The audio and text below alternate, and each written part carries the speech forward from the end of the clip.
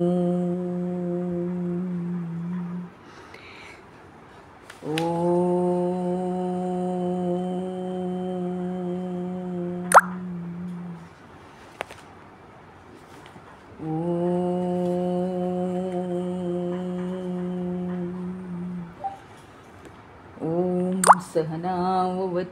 सहनौ भुनक्तु सह वीर्यं करवावहै तेजस्विनावधीतमस्तु मा विद्विषावहै। ॐ शान्ति शान्ति शान्तिः।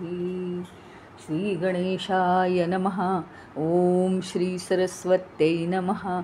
ॐ श्रीगुरुभ्यो नमः।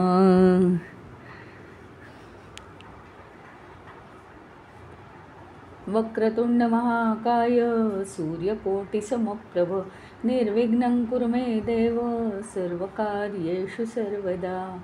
या कुन्देन्दुतुषारहारधवला या शुभ्रवस्त्रावृता या वीणावरदण्डमण्डितकरा या श्वेतपद्मासना या ब्रह्माच्युतशङ्करप्रभृतिभिर्देवैः सदा वन्दिता। सा मां पातु सरस्वती भगवती निःशेषजाड्यापः। गुरुर्ब्रह्मा गुरुर्विष्णु गुरुर्देवो महेश्वरः गुरुरेव परं ब्रह्म तस्मै श्रीगुरवे नमः। दक्षिणे लक्ष्मणो यस्य वामे तु जनकात्मजा पुरतो मारुतिर्यस्य तं वन्दे रघुनन्दनं। मनोजवं मारुततुल्यवेगं जितेन्द्रियं बुद्धिमतां वरिष्ठं वातात्मजं वानरयूथमुख्यं श्रीरामदूतं शरणं प्रपद्ये। बोला राजाधिराज भगवान श्री रामचंद्र की जय। पवनसुत हनुमान की जय। उमापति महादेव की जय। बोलो भाई सब संतन की जय। श्री सद्गुरुनाथ महाराज की जय। मंगलमूर्ती मोरया। आता आपल्याला रामायणात असं समजलं की नल आणि नील हे वास्तुशास्त्रज्ञ होते.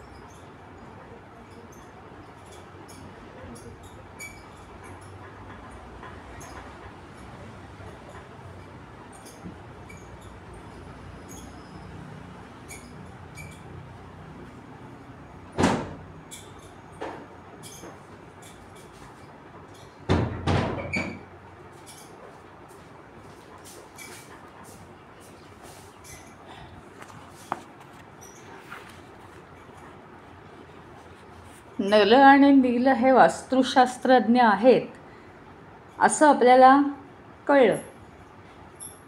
आणि वास्तुशास्त्रज्ञ आहेत म्हणून त्यांनी त्यांच्या शास्त्रानुसार बांधलेला आहे हा पूल, हेही आपल्याला समजलं. पण समुद्रावर पूल शास्त्रानुसार बांधणं ह्याच्या पलीकडे एक काहीतरी जबरदस्त शक्ती आहे आणि ती आज आपण आजमावणार आहोत. आणि ते सगळ्यांना आपल्या माहिती आहे, पण ते अर्धवट माहिती आहे. काय झालं, सगळ्या वानर सेनेला निघून आता 1 महिना झाला आहे. तुम्हाला माहिती आहे, 4ही दिशांच्या वानर सेना 1 महिन्यापूर्वी निघालेल्या आहेत. रणरणत्या उन्हात ते फिरतायत. ताकद अफाट आहे वानरांची. आणि 3 वानर सेना ज्या आहेत त्या अपयशी होऊन परत आलेल्या आहेत.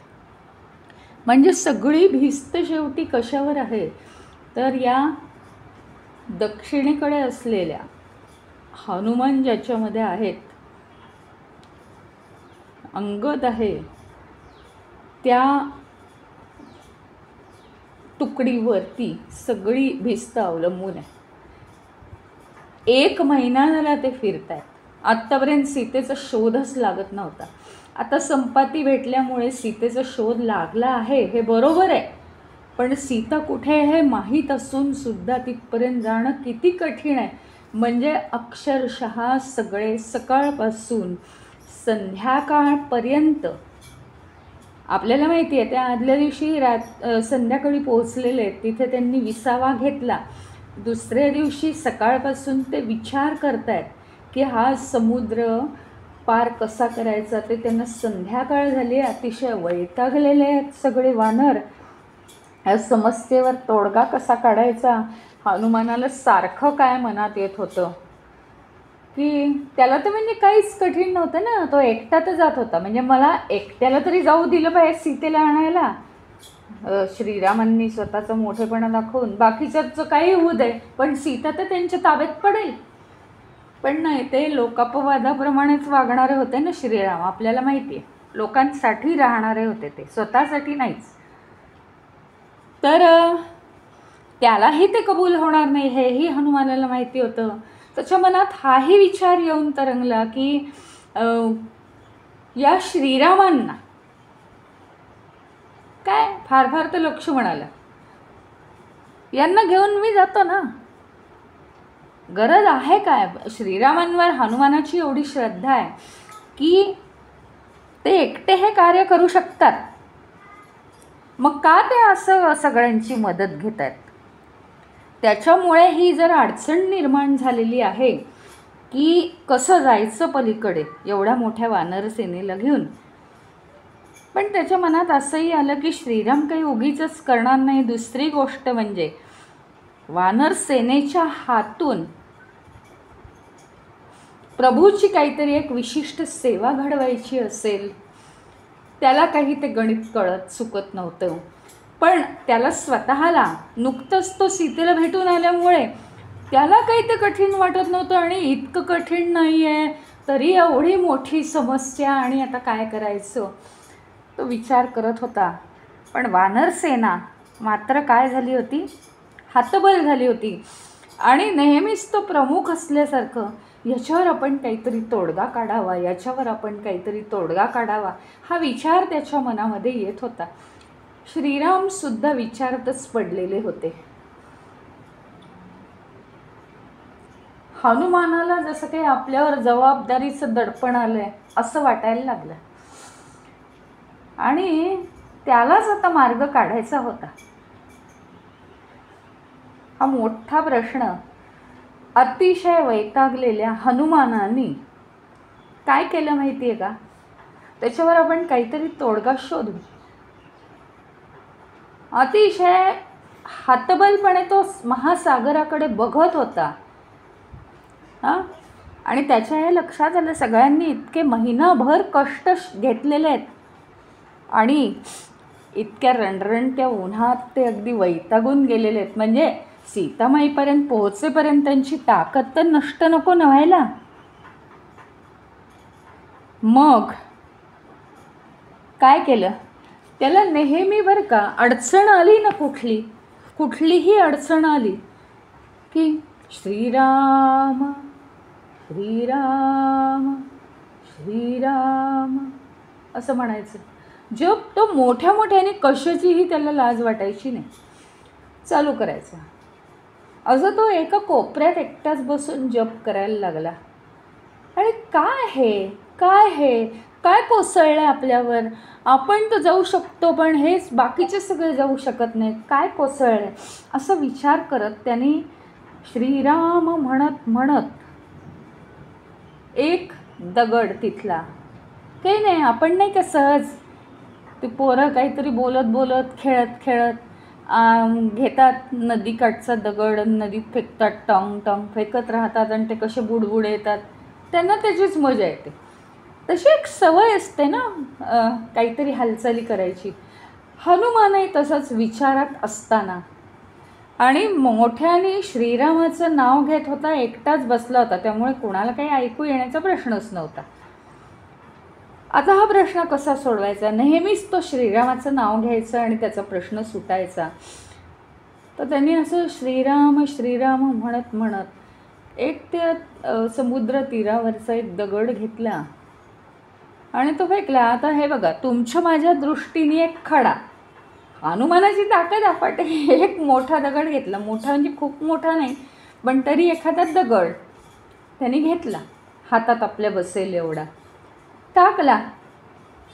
आणि काय आश्चर्य, असं श्रीराम म्हणून तो दगड टाकला तर तो तरंगला. पाहत राहिला तो आश्चर्याने, पाहत राहिला आणि त्याने दुसरे दगड टाकले पाण्यात.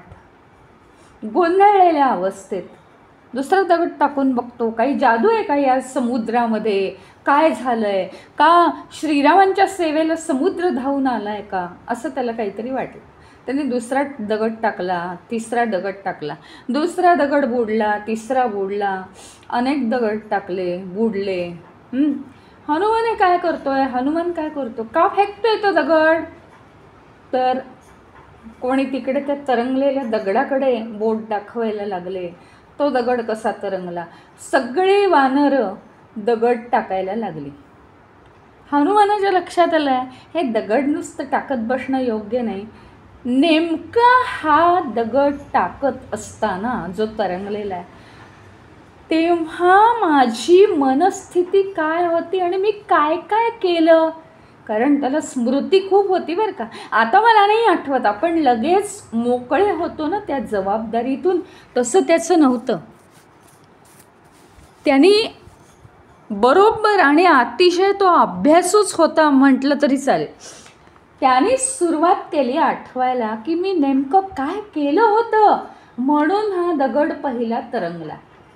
आणि मग त्याला आठवलं की मी असं वैतागलो होतो, श्रीरामाचं नाव घेतलं, मग त्याला आठवलं.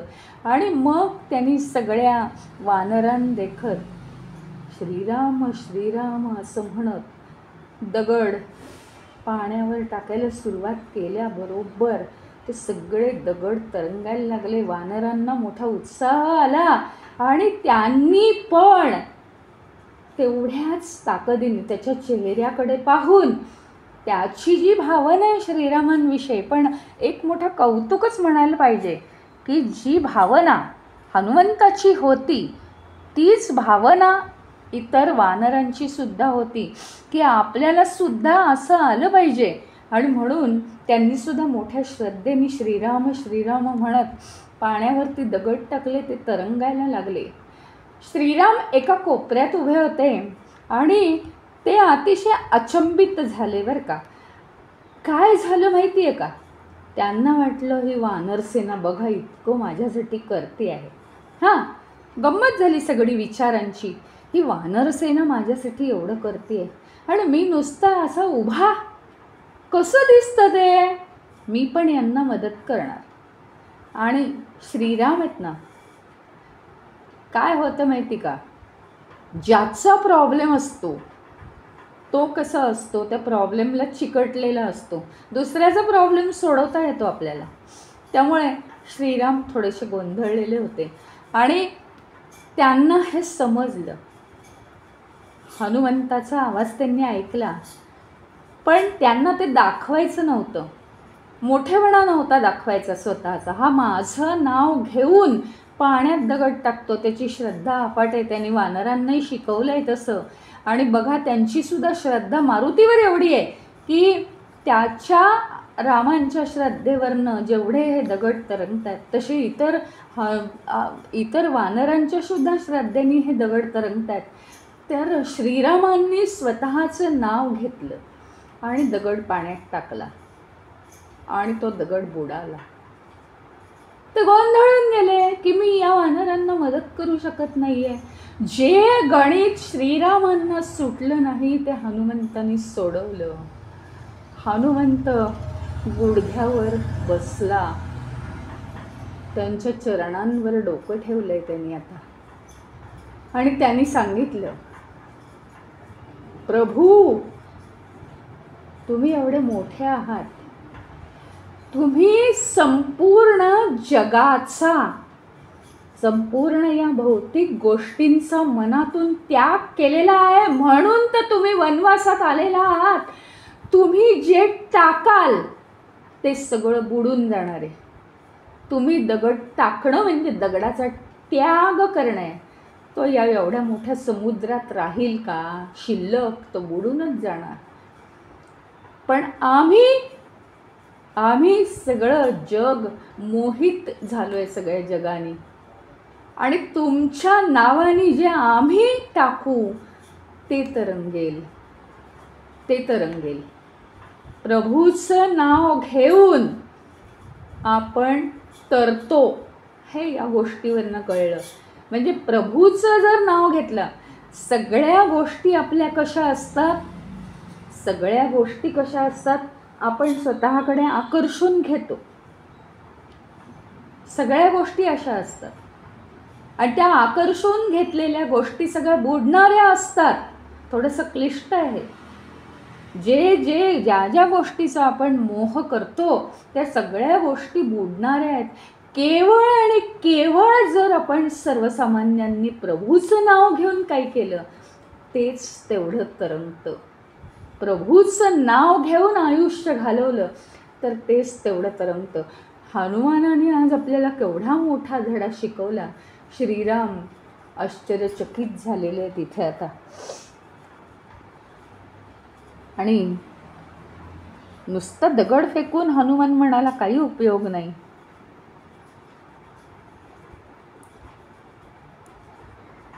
काम आता झपाट्याने चालू झालंय. सगळेच वानर सगळीकडून. आता काय चालू आहे, आता ते काय करतायत, आता कष्टाने सगळीकडे सगळा जो परिसर आहे त्या पर्वताच्या, समुद्राच्या आजूबाजूच्या परिसरात जेवढे जास्तीत जास्त मोठमोठाले दगड वेचता येतील, बापरे, काही वानर वेचण्याचं काम करतायत, काही टाकण्याचं, काही आणून देण्याचं, काही विचारू नका इतक्या श्रद्धेने काम चाललंय.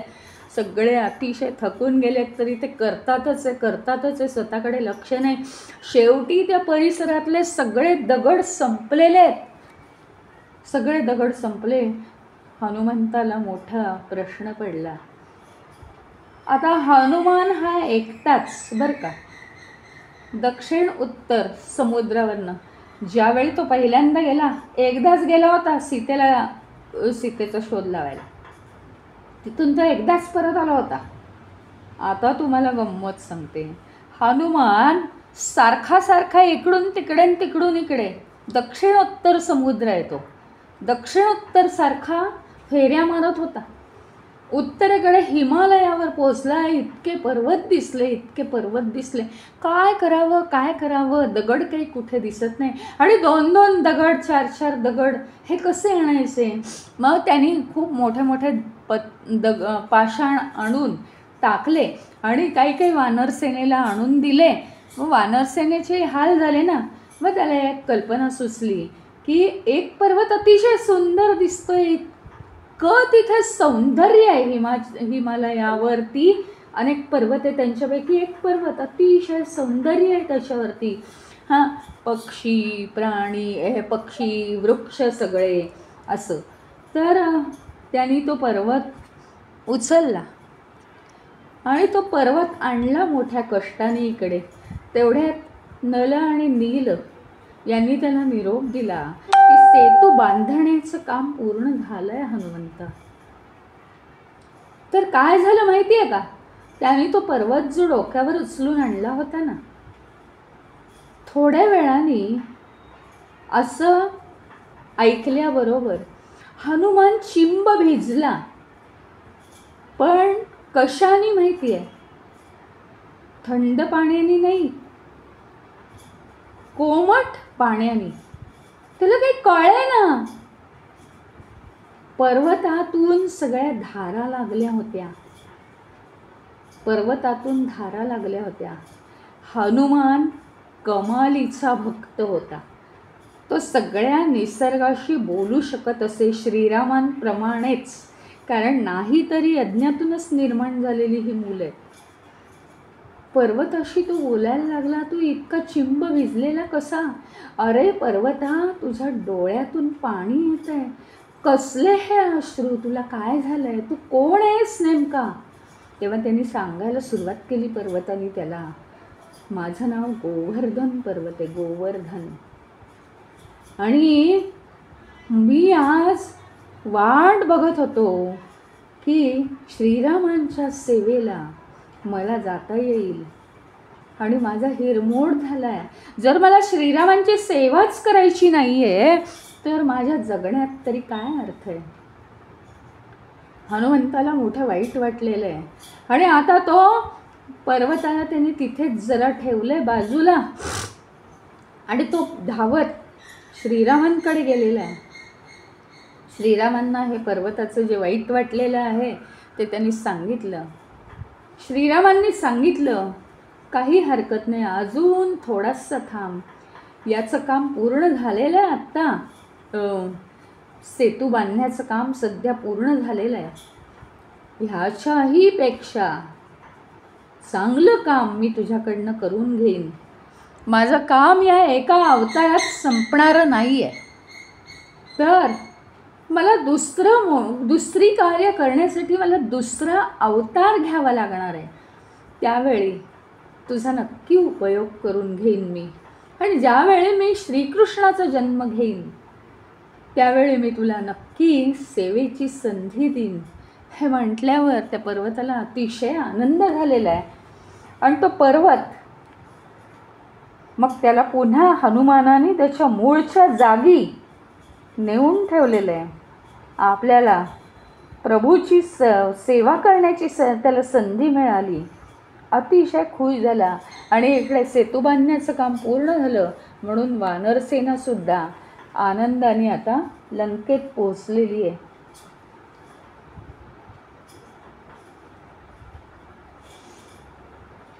म्हणजे श्रीरामांना सुद्धा त्या दिवशी एक गोष्ट कळून गेली की स्वतः जो प्रभू समान होतो किंवा जो प्रभू बनून जातो त्याला स्वतःला शेवटी काही करायची गरज नाही पडत. त्याच्या नावावर लोक करतात. श्रीरामांना हे समजलं की मला जे वाटत होतं की या वानरसेनेला मदत करावी, पण केवळ मी असणं, माझं अस्तित्व हे या वानरसेनेला पुरेसं आहे. आणि माझ्या नावावर त्यांना ती सेवा करण्याची संधी पाहिजे. त्यांची संधी मी ओढून घेता कामा नाही आहे, हे त्यांच्या लक्षात आलं.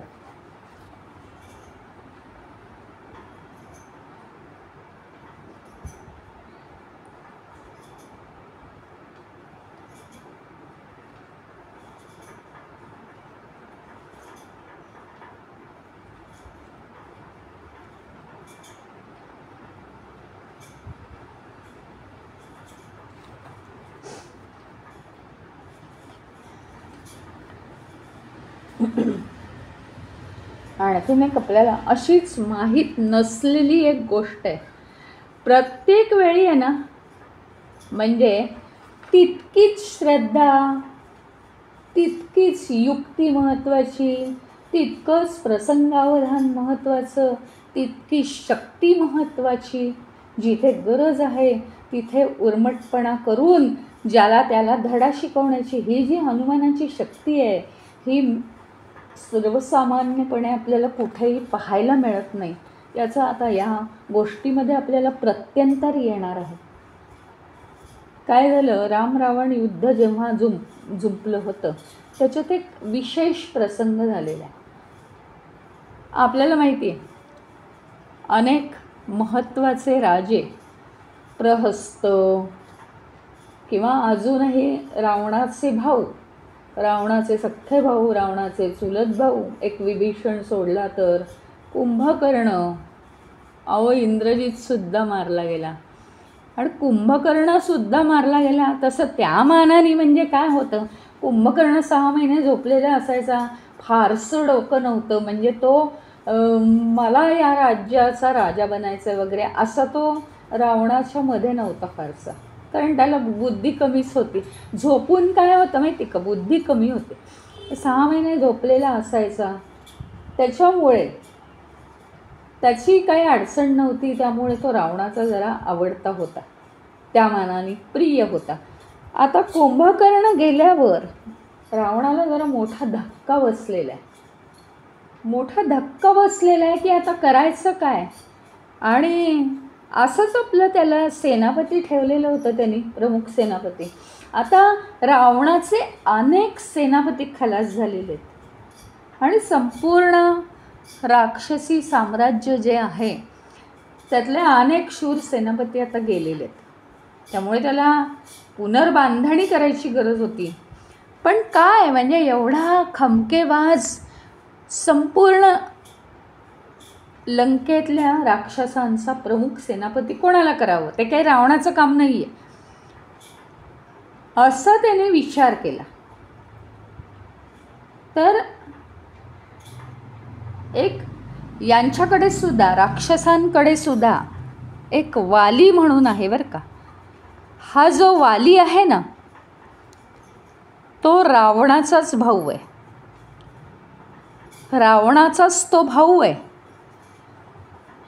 त्याचं सामर्थ्य अफाट आहे, अफाट सामर्थ्य आहे. डोळ्यांनी तो जिथे पाहिल, म्हणजे काय, एरवी जर त्याचे डोळे उघडे असले तर तो जिथे पाहिल ते भस्म होतं. तर सगळ्या मायावी शक्ती आहेत राक्षसांच्या. आता त्याच्या डोळ्यावर एक अशी चांबडी पट्टी बांधली. चांबडी एवढ्यासाठी की स्किन आणि ते पट्टी यातला फरक कळू नये कोणाला म्हणून. पण ती पट्टी जरी असली तरी त्यातनं ज्वाळा निघतात हे मात्र कळतं आपल्याला. म्हणजे जसजसा तो जवळ येईल तसतशा ज्वाळा निघतात. आता असाच युद्धाचा प्रसंग चालू आहे. रावणाच्या मनात विचार आला की त्याला बोलवावं आणि त्याला या राक्षस सेनेचा प्रमुख करावं. त्याला काही करावंच लागणार नाही. जो त्याच्या समोर येईल तो भस्म होईल, जो समोर येईल तो भस्म होईल. काय झालं या संकटात, आता वानर सेनेला काही कळेना हो. कळेपर्यंत कितीतरी मोठा वानरांचा ढीग भस्मच झाला. सगळे दूर दूर पळायला लागले स्वतःचे संरक्षण करण्यासाठी. त्यांना काही एवढ्या ह्याच्याबद्दल माहिती नव्हती. खरं सांगायचं म्हणजे विभीषणाला सुद्धा माहीत नव्हतं.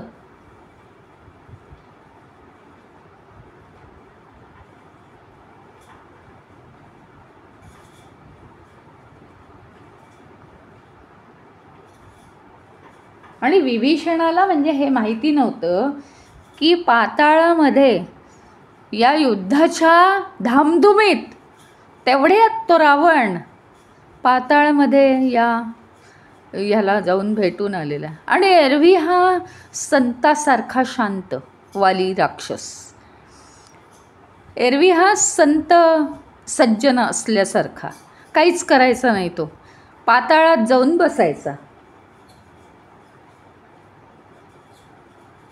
आणि कुठल्याही गोष्टीसाठी तो कुठेही जायचा नाही.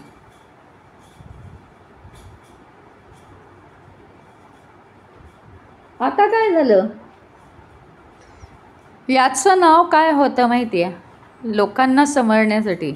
आता तो वाली हा रावणाचा भाऊ, पण त्याचं नाव होतं भस्मलोचन राक्षस. आता हा भस्मलोचन त्याला बोलवून आणलं कुंभकर्णाच्या मृत्यूने रावण हतबल झाला होता.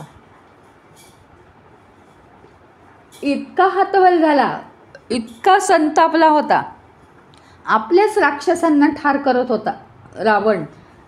जो दिसेल त्याला, काय तुम्ही केलंत काय, झोपला होतात का, कुंभकर्ण कसा गेला. आणि मग भस्मलोचनाला बोलवून आणण्याची त्याला कल्पना सुचली. आणि त्याला वानर सेनेला काय वाटलं माहिती का यावेळी, खरं तर की ह्यांचा प्रमुख सेनापती आता नष्ट झालेला आहे आणि म्हणून आता मजा येणार आहे, इतकं शूर कोणीच नाही. ते अगदी खुश होते, आनंदात होते. कोण सोम्या गोम्या येतोय आपण आता बघूच, काही चालणार नाही रावणाचं. मग रावण स्वतः बाहेर येईल युद्धाला. झालं वेगळंच. आणि सैन्य नाही, काही नाही, वानरांच्या दिशेने हा भस्मलोचन यायला लागला बरं का. आणि वानरांच्या दिशेने तो यायला लागल्याबरोबर वानर अजूनच हसायला लागले एकमेकांकडे पाहून. काय प्रकार आहे, सैन्य कुठे गेलं याचं, भलताच याला अगदी उत्साह दिसतोय, याला आपण नष्ट करू. पण तो जसजसा जवळ यायला लागला त्याची धग यांना सहन होईना, त्याच्याकडे पाहायचं सामर्थ्य यांना येईना आणि अक्षरशः युद्धातून पळून जायला लागली वानरसेना. युद्ध म्हणजे काय, युद्ध नाहीच, फसवसवी मायावीपणा आहे ना सगळा, मायावी शक्ती. हे काय युद्ध म्हणायचं का, शस्त्रास्त्रांचं युद्ध नाहीच आहे. पण काय त्या जांबुवानालाही कळे ना आणि कोणालाच कळे ना आता काय करायचंय. हनुमान पळून जायला लागल्याबरोबर रामांनी इशारा केला, श्रीरामांनी त्याला इशारा केला आणि काहीतरी कानात सांगितलं, काहीतरी कानात सांगितलं. त्याच्यात त्यांनी भरपूर सुधारणा करून ती युक्ती चांगली लढवली आहे. आता लक्ष्मण एकटा हसत होता, सगळे वानर पळून जात होते, कोणालाही कोणीही अडवलं नाही, कारण त्याचं भस्मलोचन असल्यामुळे. काही वानरांचं भस्म झालेलं होतं, पण या लोकांना काळजी नव्हती. अहो त्या वनस्पती होत्या ना, त्या आणल्या की लगेच सगळे जिवंत, त्या राखेतनं सुद्धा वानर जिवंत होतील, ते नंतर बघू आपण, असं म्हणून ते आपले जे वानर पळालेत, कुठे कुठे कोणी ह्याच्या आड त्याच्या आड जाऊन लपलेलं आहे. हां, आणि आता श्रीरामांनी सांगितलेली युक्ती, लक्ष्मण एकटा हसत होता, श्रीराम कौतुकाने पाहत होते, एकटा हनुमानच हे करू शकेल. लांबच्या लांब सळई एका हातात घेतली आणि एका हाताने असा मार्ग काढत काढत काढत हनुमान ती शेपटी आपल्या शेपटीवर ठेवली. मग ती शेपटी अशी लोखंडी सळई ती हलत होती त्याच्याबरोबर. खूप मोठी ती सळई होती. तो रावणाच्या राजवाड्याच्या उंच जागी गेला. हां, आणि सगळ्या वानरांना आशा लागली की म्हणजे पळत असताना सुद्धा ते लपून छपून कुठून तरी बघतातच आहे की हां आता काय करणार. आणि तिथून काय केलं त्यांनी माहिती आहे, असं उड्डाण केलं. तिथून त्यांनी काय केलं माहिती आहे, सगळं तो तिथे आला. हां, वानर सेनेच्या तळाकडे यायला लागला, जिथे हा भस्मलोचन राक्षस होता.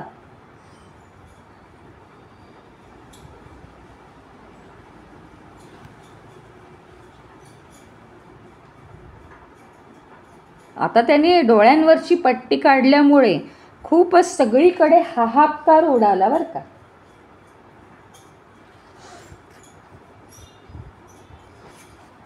आणि मग मोठी लोखंडी फळी त्यांनी पाठीवर घेतली आणि एका हातावर ती धरली, शेपटीवर पेलून धरली आणि निघाला, उड्डाण करत होता. राम आणि लक्ष्मण एकमेकांकडे बघून हसत होते. तिथून त्याने उड्डाण केलं ते कुठे माहिती आहे, भस्मलोचन मस्तीतच होता ना, नुसता इकडे तिकडे बघत होता. झालं हे युद्ध म्हणे, याला युद्ध म्हणायचं. काहीतरी मायावी शक्ती घ्यायची, इकडे तिकडे बघायचं, लोकांना घाबरवून टाकायचं. झालं, ह्याला काही शूरपणा म्हणतात, काहीच नाही. त्या भस्मलोचन त्या धुंदीत असताना त्याच्या मागे तो हनुमान उड्डाण करून आला. अशासाठी त्यांनी उड्डाण केलं एवढं मोठं की बरोबर त्याच्या मागे यावं आणि त्याला कळू नाही अजिबात. आणि ती लोखंडी जी सळई होती ना, त्या लोखंडी सळईला, उंचच्या उंच सळईला एक मोठी वस्तू लावलेली होती. ती अशी डाऊनकन त्याच्या समोर टाकली, कारण तो आवाढव्य होता ना, उंचच्या उंच होता तो राक्षस. हनुमान त्याच्या मागे येऊन उभा राहिला आणि आपल्या शेपटीवरची सळई अशी हात उंचावून त्याच्या पुढ्यात, त्या सळईला एक अशी वस्तू लावली होती. तो बघतच होता, समोर बघतच राहिला. तो त्याची उंची आधी खूप होती भस्मलोचनाची, त्या उंचीपेक्षा जास्त ही सळई होती. तो बघतोच आहे आणि तो स्वतः जळून भस्म झाला. तुम्हाला सगळ्यांना कल्पना आली असेल त्या सळईला कोणती वस्तू लावली होती. काय ही हनुमंताची युक्ती आणि काय श्रीरामांचं वैभव बुद्धीचं. त्या सळईला लावला होता आरसा. ज्या आरशामध्ये ती सळई हनुमंताच्या शेपटीवर होती, ती त्यांनी हवेत उडवली आणि खाणकन तिकडे पाडली त्याच्या समोर. ती सळई जमिनीला टेकल्याबरोबर त्याला टांगलेला आरसा त्याच्या समोर येईल भस्मलोचनाच्या, असा तो आला. आता आरशात त्याला त्याचं प्रतिबिंब दिसू लागलं आणि ते प्रतिबिंब दिसल्याबरोबर स्वतःवरच त्याचे डोळे, त्याचं लोचन गेले आणि तो स्वतः जळून भस्म झाला. धन्य तो हनुमान आणि धन्य ते श्रीराम प्रभू. आपण जीवनात अशी बुद्धी जर वापरली ना, तर आपण कधीही हरू शकत नाही आणि कोणीही दुष्ट आहे असंही आपण म्हणू शकत नाही. प्रत्येक जण या विश्वामध्ये खेळी खेळायलाच आलेला आहे, आपापल्या शक्तीप्रमाणे तो खेळणार आहे. आम्हाला जरी अधर्माने वागायचं नसेल तरी अधर्माने वागणाऱ्या माणसांपुढे आम्हाला काहीतरी खुबी करता आली पाहिजे.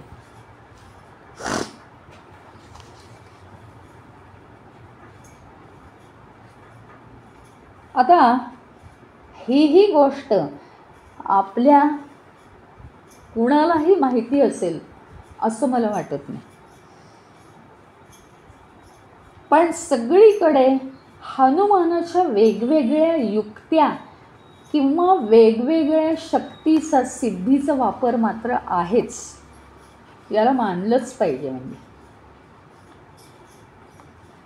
ठीक आहे, एक वेळेस तुम्ही असं म्हणू शकता तो देवच होता व ते शिवजीच होते, पण मग ही युक्ती कशी काय. इथे आता काय सगळं पळून जाण्याची उपाय नव्हता, इथे युक्ती किती छान वापरली आहे आरशाची. आता ही पुढची जी गोष्ट आहे ती बघा. रावणाला आहे ना, कोणत्याही घटनेपुढे कितीही परिस्थिती कठीण येऊ दे, मान चुकवणं माहीत नव्हतं. ती काहीतरी म्हणजे विपरीत होईल, काहीतरी वाईट होईल याचा त्यांनी कधीही विचार केला नाही. फक्त काय उपाय योजायचा हा मात्र त्याचा मोठा गुण आहे, की प्रश्न कसं सोडवायचा एवढाच विचार त्यांनी केलेला आहे, बाकी त्यांनी काहीच केलेलं नाही. मग आता काय आहे,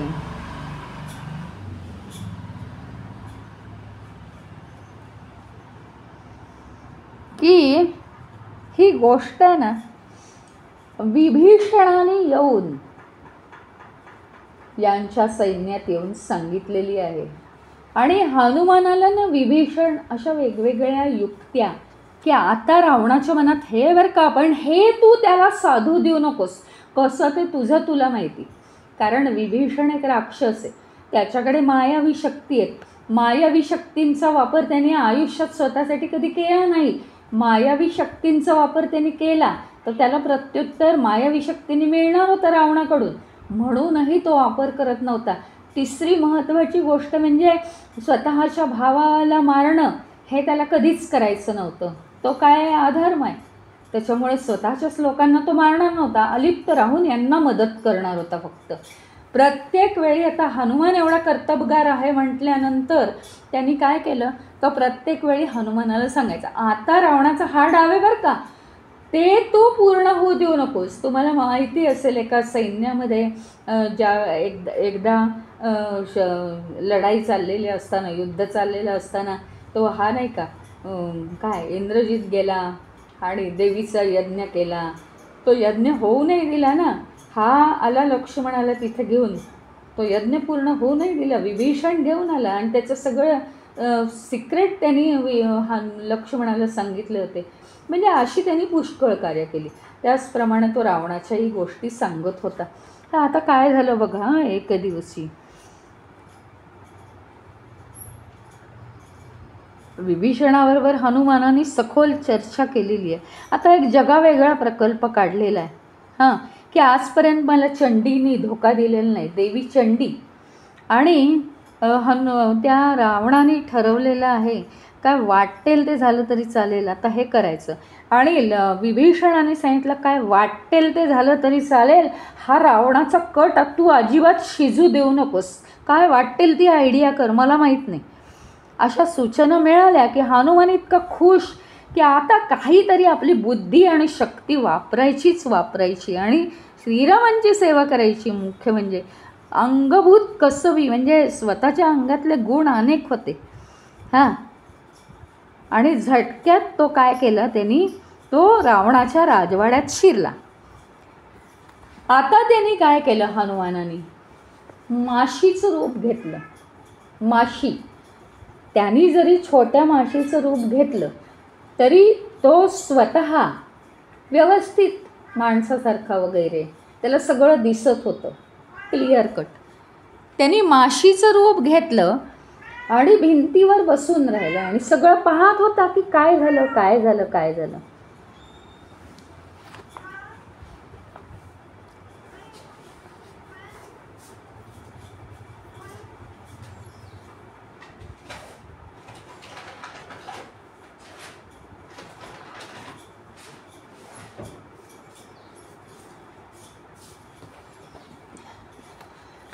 आता तिथे तो गेला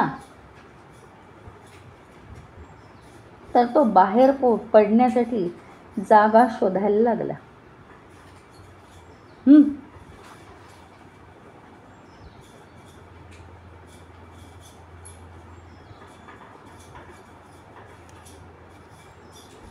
जागा नीट शोधायला लागला तो. काही नाही, त्याला माहिती होतं आपल्याला परत परत दुसरीकडे बसता येईल, पण ही माशी काय म्हणून लोकांनी हाकलून देऊ नये. त्याला एकदम जरासा आवाज आला, मोठा आवाज आला त्याच्या कानावर हां.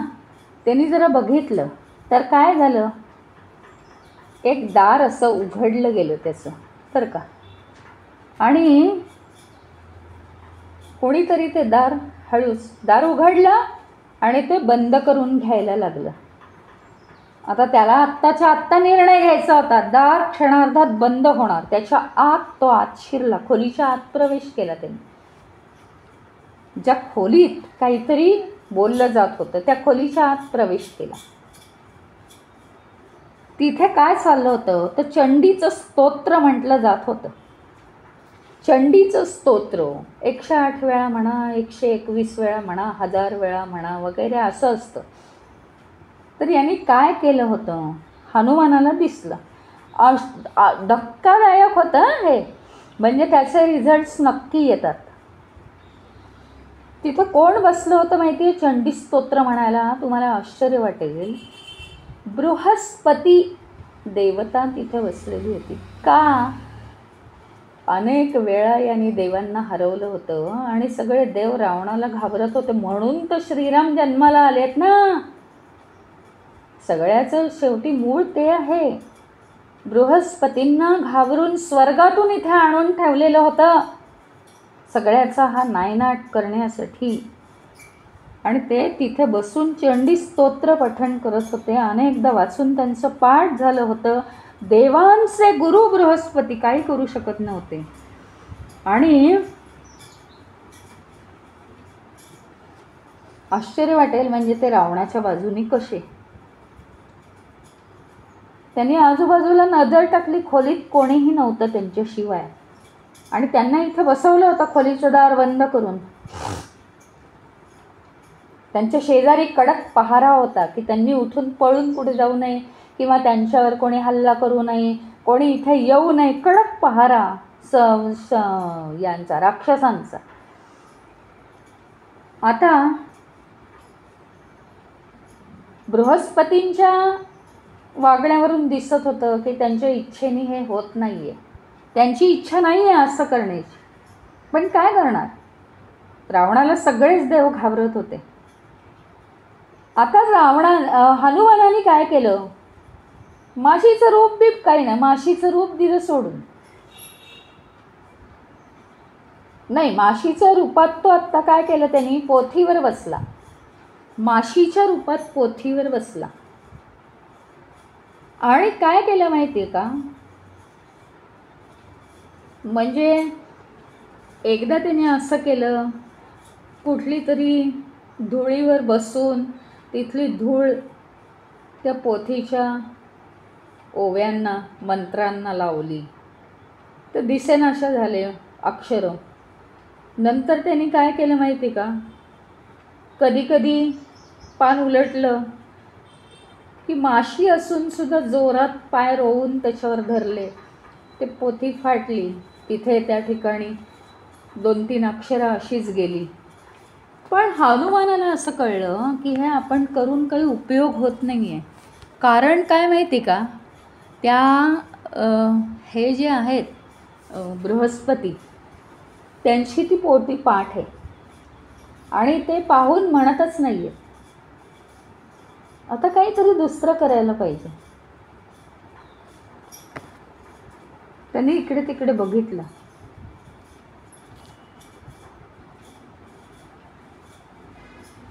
मग काय झालं,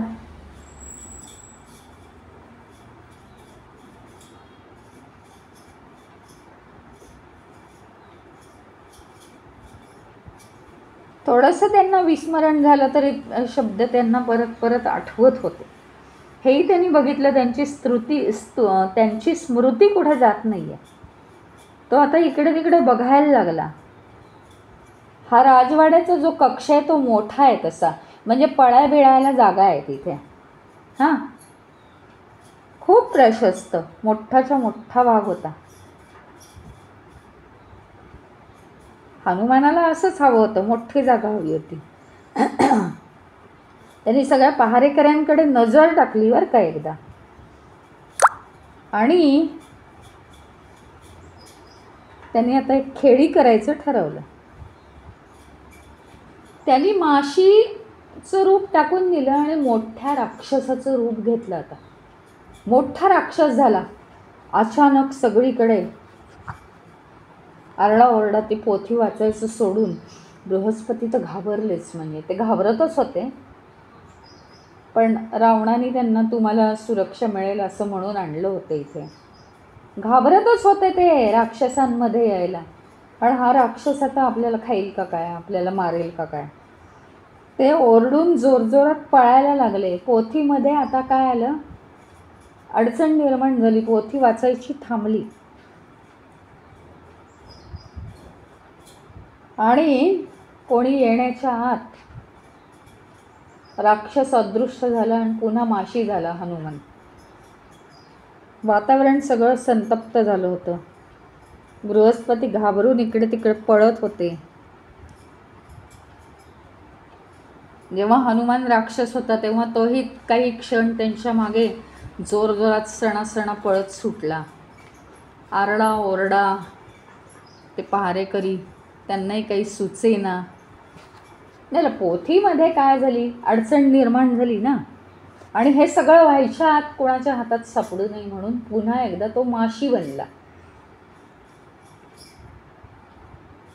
तोपर्यंत बृहस्पती, त्यांना चक्कर आली होती, पांढरे पडले होते ते घाबरून.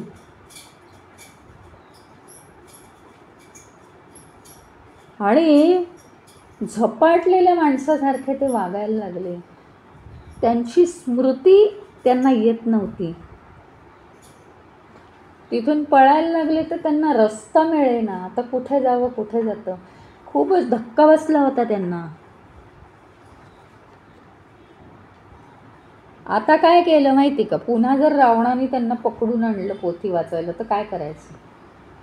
हनुमानाने त्या पोथीतले 3 श्लोक पूर्णपणे गायब केले. आता काय झालं की हे जे बृहस्पती आहेत त्यांना आहे ना थोडंसं विस्मरणही झालं होतं. पाठांतर होतं पण ते विस्मरण झालं होतं, गोंधळून गेले होते, झपाटले होते ते, आणि त्या पोथीत बघून बघून वाचत होते. आता पोथीत 3 श्लोक नव्हते.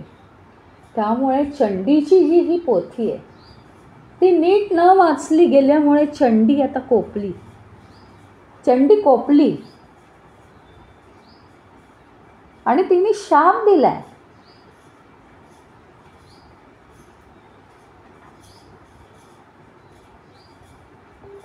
रावणाला वाटलं की आपण चंडीला प्रसन्न करू शकू, पण तसं झालं नाही. त्या पोथी वाचनाचा परिणाम झाला नाही, पण रावण काही मागे हटायला तयारच नाही. आता त्यांनी दुसरं ठरवलं बरं का. ठीक आहे म्हणे, नाही झालं तर नाही झालं, करून पाहायचं आहे सगळं. मग काय केलं, त्यांनी यज्ञ करायचं ठरवलं. चंडी यज्ञ बरं का. चंडी यज्ञ स्तोत्रापेक्षा जास्त प्रभावी होईल. सगळे विश्वासू बुद्धिमान ब्राह्मण आणले, सगळे खुश होते, आपल्याला मोठं काहीतरी करायला मिळणार.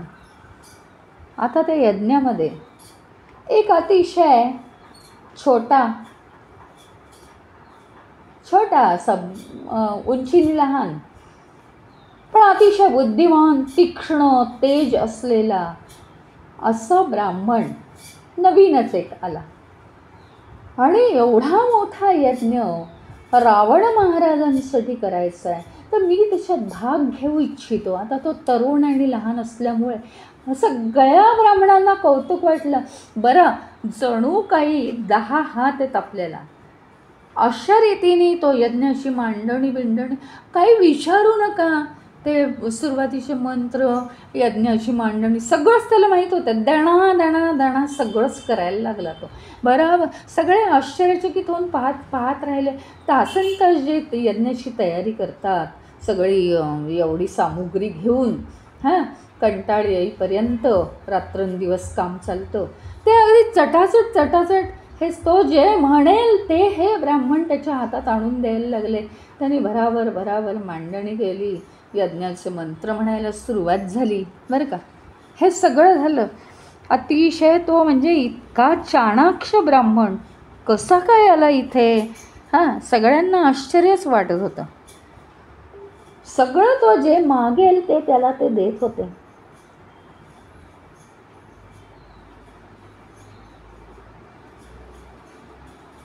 आणि मग सगळ्या ब्राह्मणांनी सांगितलं, हे बघ, तू इथे आला आहेस, आमचं मोठं काम इतकं थोड्या वेळात तू केलेलं आहेस. आम्हाला जी काही बिदागी मिळेल, मग यज्ञात खूपच मिळत असतं प्रत्येकाला, त्यातलं आम्ही तुला नक्कीच काहीतरी भाग देणार. तुला मिळेल ही गोष्ट वेगळी, पण आम्ही अतिशय खुश आहोत. त्यांनी अगदी अतिशय नम्रपणे उत्तर दिलं, अहो, रावणासारखा थोरा मोठ्यांची सेवा करायला मिळाली हेच खूप झालं. त्याचं ते उत्तर ऐकून अजूनच कौतुक वाटलं सगळ्या ब्राह्मणांना. ते अतिशय खुश झाले आणि काय त्याला भेटी देऊ असं त्यांना झालं. आग्रह केला त्यांनी, भेटी द्या याला, भेट द्यायची तुला. आणि तो अगदी संकोचून गेला. तो काय म्हणाला, खरं सांगू का, तुम्ही एवढे खुश झालेले आहात आणि रावण महाराजांचं एवढं तुम्हाला भलं करायचं आहे, तसं मलाही भलं करायचं आहे.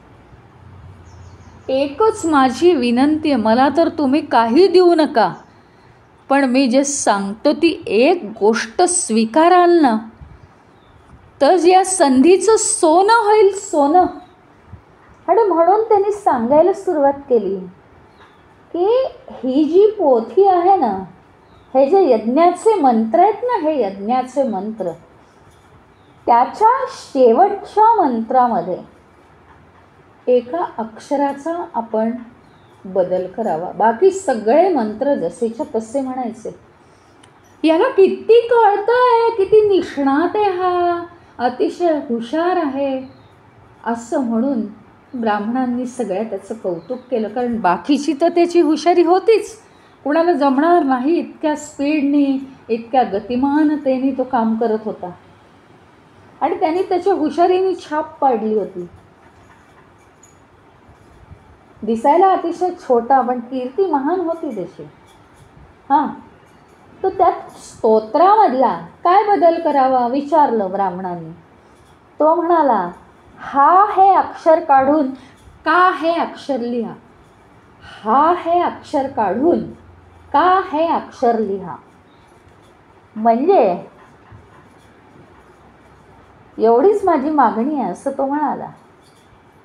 त्याची ही रावणावरची निष्ठा पाहून ब्राह्मण खुश झाले. ते म्हणाले, फारसा काही विचार करायची गरज नाही, आपण हे करूया तू म्हणतोस तसं. मग आता ती काय होती ती ओळ.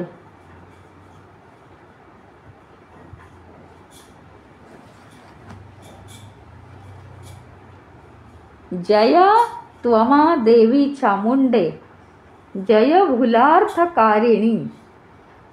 इथे हारिणीच्या जागी कारिणी करायचं. चामुंडे जय भूलार्थ हारिणी. म्हणजे काय की मूळ काय आहे की तू सगळं आमच्या अडचणींचं हरण कर आणि आमच्या मनात जे आहे ते घडवून आण. रामाच्या मृत्यूसाठी हा यज्ञ चाललेला होता.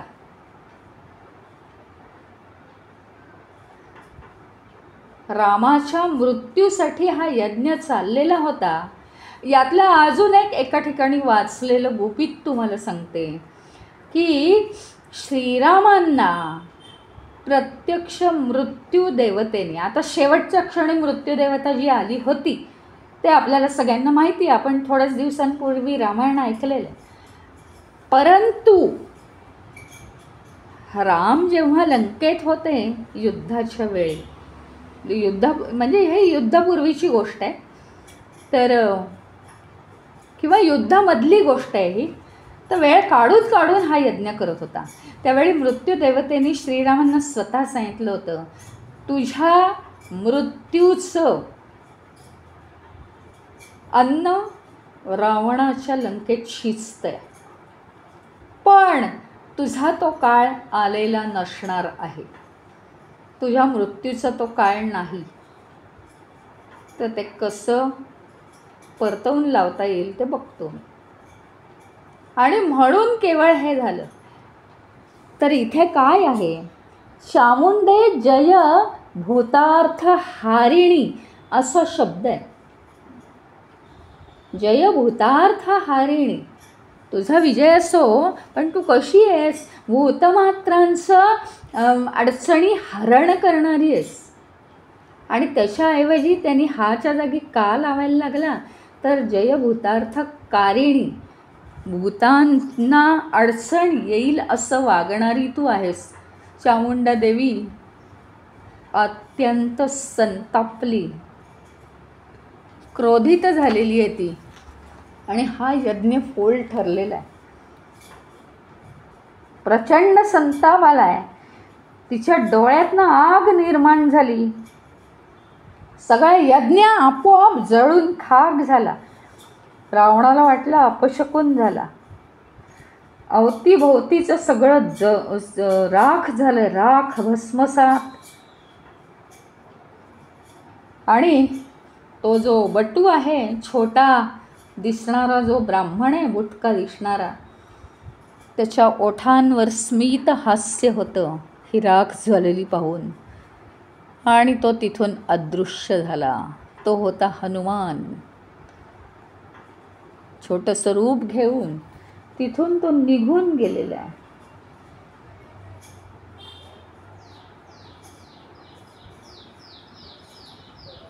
आणि मग तिथून उड्डाण केलं आणि पुन्हा आपल्या मूळ रूपात तो परत आलेला आहे.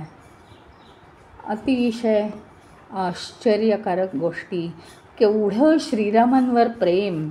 म्हणजे शक्ती तर होत्याच, पण त्या शक्ती नुसत्या माझ्याकडे आहेत म्हणून बुद्धी जर थांबली तुमची तर तुम्ही काय करू शकणार मला सांगा ना. बुद्धी थांबली तर काय उपयोग आहे का त्याचा. शक्ती आहे माझ्याकडे पण मी ती वापरली पाहिजे ना. अफाट बुद्धी चातुर्य.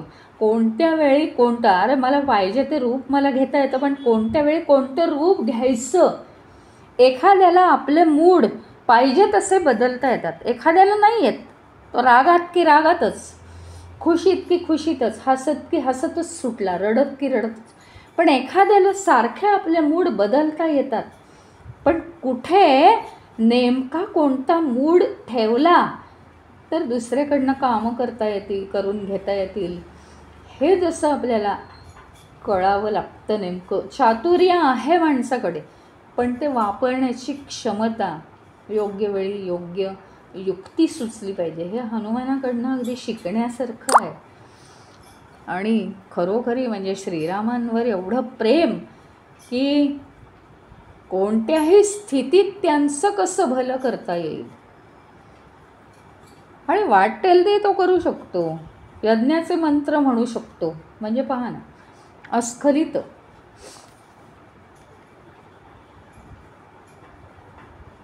बोला प्रभु श्री रामचंद्र की जय. पवन सुत हनुमान की जय. उमापति महादेव की जय. ओम पूर्णमद पूर्णमिदं पूर्णात् पूर्णमुदच्यते पूर्णस्य पूर्णमादाय पूर्णमेवावशिष्यते. ओम शांति शांति शांति. हरि ओम. श्री गुरुभ्यो नमः. हरि ओम.